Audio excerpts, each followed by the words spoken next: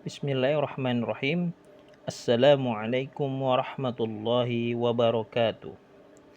Alhamdulillahi rabbil alamin.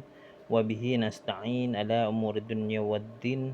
Wa ala alihi wa ashabihi ajmain. Amma ba'du. Segala puji hanya milik Allah subhanahu wa ta'ala, yang mana Allah masih memberikan kita kenikmatan, terutama nikmat iman, nikmat Islam, nikmat sehat walafiat, sehingga kita dapat melaksanakan ibadah kita pada hari ini. Semoga ibadah kita pada hari ini dicatat oleh Allah Subhanahu wa taala sebagai amalan terbaik kita.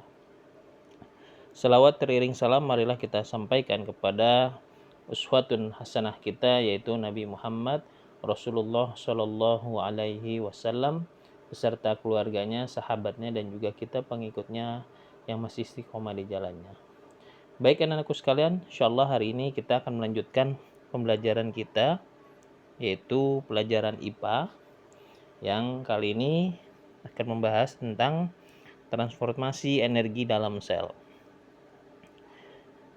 Transformasi energi dalam sel pada makhluk hidup heterotrof, yaitu makhluk hidup yang memanfaatkan sumber makanan organik, atau makhluk hidup yang tidak mampu mengubah senyawa anorganik menjadi senyawa organik.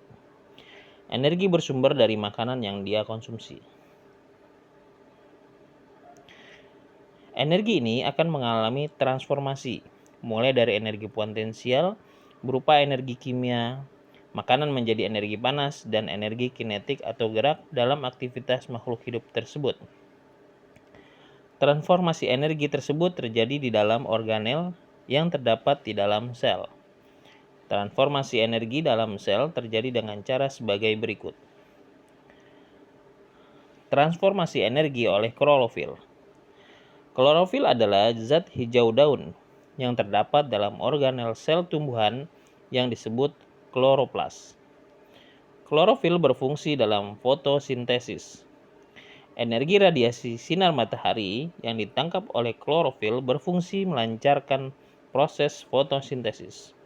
Proses tersebut digunakan untuk mereaksikan CO2 atau karbon dioksida dan H2O atau air menjadi glukosa atau gula.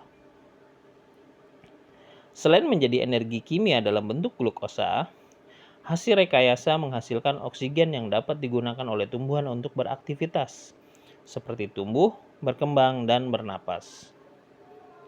Jadi, energi radiasi matahari yang berbentuk energi cahaya diubah menjadi energi potensial dan energi kimiawi yang disimpan dalam molekul karbohidrat dan bahan makanan lainnya.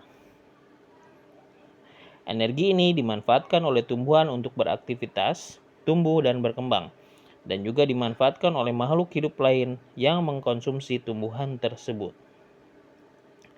Akibatnya, energi yang terdapat pada tumbuhan berpindah ke dalam tubuh makhluk hidup lainnya dan menjadi energi potensial. Di dalam tubuh makhluk hidup ini, energi akan ditransformasi kembali. Berikutnya adalah transformasi energi oleh mitokondria. Mitokondria adalah organel yang terdapat di dalam sel yang memiliki peran dalam respirasi sel. Di dalam mitokondria, energi kimia digunakan untuk mengubah karbohidrat, protein, dan lemak. Gambar mitokondria ada di bawah ini ya, setelah slide berikutnya. Banyak terdapat pada sel otot makhluk hidup dan sel saraf. Nah, ini contoh organel mitokondria yang melakukan respirasi sel pada sel tumbuhan. Ya, bisa kalian perhatikan. Baik. Nah, di sini adalah proses metabolisme, anabolisme, dan katabolisme. Ya, senyawa sederhana endogenik dia mengalami anabolisme, lalu berubah menjadi molekul kompleks, lalu diubah menjadi katabolisme dalam bentuk energi ya. Berikutnya, metabolisme adalah proses kimia yang terjadi di dalam tubuh sel makhluk hidup. Metabolisme disebut reaksi enzimatis karena metabolisme terjadi selalu menggunakan katalisator enzim. Metabolisme terdiri atas reaksi pembentukan, sintesis, anabolisme seperti fotosintesis dan reaksi pengurai atau katabolisme seperti respirasi. Enzim mengarahkan aliran materi melalui jalur-jalur metabolisme dengan cara mempercepat tahapan reaksi secara selektif. Metabolisme adalah proses-proses kimia yang terjadi di dalam tubuh makhluk hidup. Satu lagi, metabolisme adalah proses-proses kimia yang terjadi di dalam tubuh makhluk hidup. Yang pertama, fotosintesis.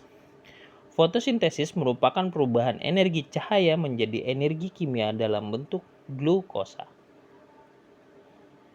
Sumber energi cahaya alami adalah matahari yang memiliki spektrum cahaya tampak dari ungu sampai merah. Inframerah dan ultra ungu tidak digunakan dalam fotosintesis. Pada proses fotosintesis yang terjadi dalam daun, terjadi reaksi kimia antara senyawa air atau dalam bentuk kimia dinamakan H2O dan karbon dioksida atau CO2 dibantu oleh cahaya matahari yang diserap oleh klorofil menghasilkan oksigen dan senyawa glukosa atau C6H12O6. Glukosa adalah makanan bagi tumbuhan. Oksigen yang dihasilkan pada proses fotosintesis sangat dibutuhkan oleh manusia dan hewan. Jika siang hari, dia akan mengeluarkan oksigen atau O2. Sedangkan pada malam hari, tumbuhan akan mengeluarkan CO2. Kedua, respirasi. Respirasi yaitu proses pembebasan energi yang tersimpan dalam zat sumber energi melalui proses kimia dengan menggunakan oksigen. Satu lagi, respirasi yaitu suatu proses pembebasan energi yang tersimpan dalam zat sumber energi melalui proses kimia dengan menggunakan oksigen. Dari respirasi dihasilkan energi kimia untuk kegiatan kehidupan seperti sintesis atau anabolisme, gerak, dan pertumbuhan. Contoh, respirasi pada glukosa reaksinya sederhana. C6H12O6 atau glukosa ditambah dengan oksigen atau O2, maka dia akan menghasilkan karbon dioksida ditambah air dan energi. Nah, inilah proses glukosa jika dia bereaksi dengan oksigen, dia menghasilkan dan mengeluarkan CO2 plus H2O bentuk air dan energi. Nah, ini proses glukosa pada tumbuhan. Respirasi ialah suatu proses pembebasan energi yang tersimpan dalam zat sumber energi melalui proses kimia dengan menggunakan oksigen.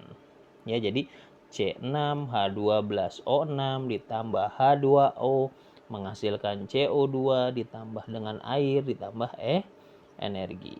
Itulah proses glukosa. Baik, sampai di sini pembelajaran kita pada kali ini, mudah-mudahan dapat dipahami dan dapat dicermati. Semoga setelah ini kita akan ada latihan soal. Semoga kalian bisa mengerjakan soal yang akan kami berikan. Demikian yang dapat disampaikan, kurang lebihnya mohon maaf. Kita akhiri dengan doa kafaratul majlis. Subhanakallahumma wa bihamdika asyhadu an la ilaha illa anta astaghfiruka wa atubu ilaik. Wassalamualaikum warahmatullahi wabarakatuh.